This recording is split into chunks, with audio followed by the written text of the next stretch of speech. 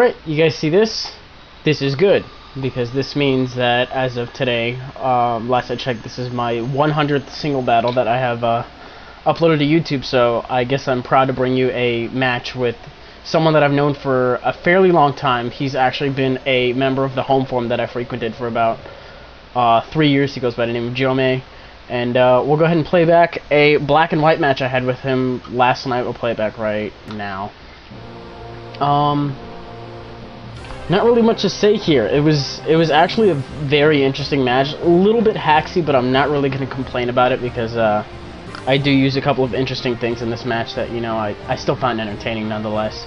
So he's going to go ahead and lead with a Slowbro, which is a pain in the ass this gen. He's not using Dream World abilities because he actually is a legitimate breeder that does not use save. He uses action replay for his items and stuff, but he won't give it regeneration until Dream World actually permits him to, like when it's released. So I lead with this, and I go for the U-turn knowing that Fake Out's not really going to do shit damage anyway.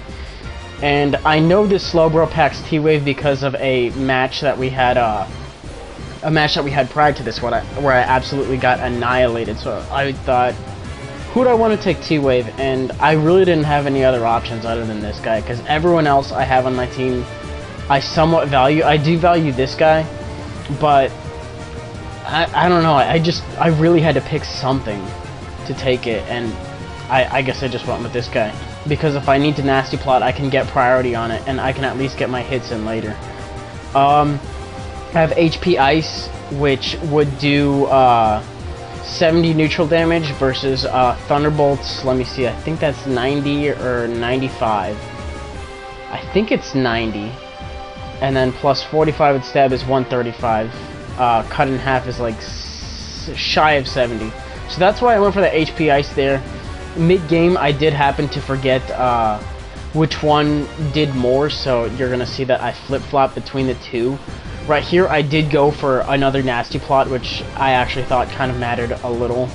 No, you know what? It was on the next one that I went for a nasty plot. Right here, I went for a T-Bolt, just to see how much damage I was going to do, but I guess I just spoiled that. I do get pair hacks again, so a little bit fairly hacksy, but that Slowbro really did prove to be somewhat useful to him. So I decide, since he's getting up a lot of damage out of me in terms of lead sheet, I'm just going to go ahead and plot up one more time and see, you know, how much damage I can do to him with HP Ice. I still don't predict it to be anywhere near a one-hit KO, but I'm hoping I can at least leave it weakened for something else to come in. So, as I said, I do go for the T-Bolt because I happen to forget which one did more damage at the time. And as you can see, it did a little bit less than I thought. So I just go for the HP Ice on the next turn, but he does get his third, I think that's his third leg of spikes up. And I'm expecting him to explode or go for, I don't know, I guess just go for the Power Whip.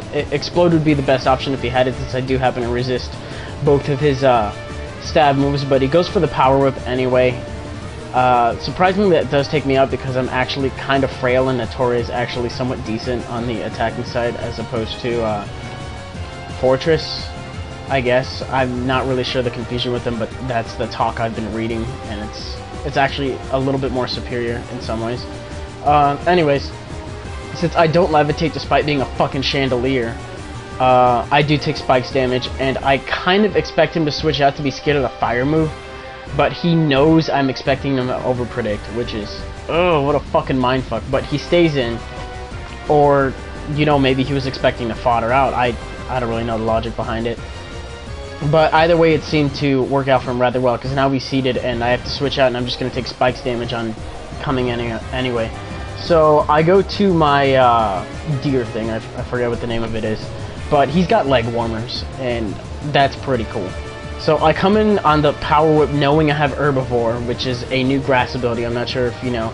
But when you come in on a grass move of some sort, I believe it also applies to non-damaging moves like Leech Seed and stuff, and also the Powders. I could be mistaken. But when you do come in on a grass move, you get an attack boost, which is great because now I jump kick. And since I'm Life Orb, that's definitely going to be enough to take care of the Notori. So, a little bit of a fun play here with Banffy. But Here is also another very interesting place, since I think Acrobat's attack power increases when you lose an item. So he had the Flight Jewel on, so he loses the item using it, and that actually boosts the power of it as well. And the Flight Jewel boosts the flying power, so he has this ridiculously powerful one-shot move coming off of a 140 attack stat, and I just didn't have a chance whatsoever. So right here, I do predict the switch, knowing he might be scared of the Aqua Jet, and knowing I should be able to take either of the moves that he does on me, provided he doesn't have Earthquake. I'm not sure if it learns it. I would assume that it does if it's some kind of Aerodactyl clone in spirit.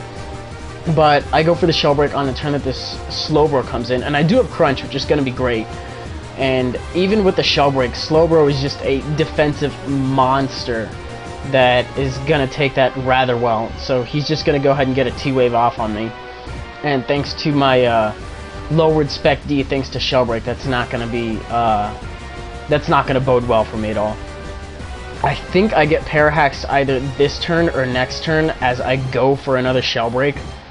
But since I wasn't able to... Oh no, he goes for a Slack Off on this turn, and I think this is the turn I get Parahaxed. Which matters, because I think after +4, I would be faster than a Slowbro, because it's... Well, it's Slowbro.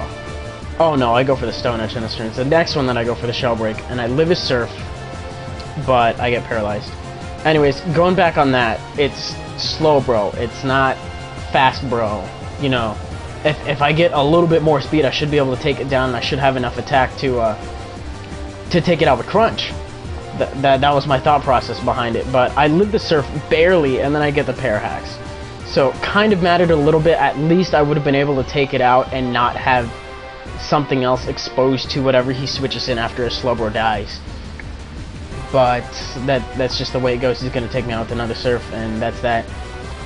I kind of forgot what happens here, to be completely honest, so we're just going to let this run. Despite barely taking this match last night, you know, I'm still a little bit absent-minded like this motherfucker seems to be. And, anyway, I bring in my Kajondo, evidently, who still has the...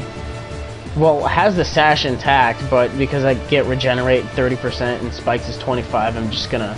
You know, I'm never going to have my Sash intact, like, ever.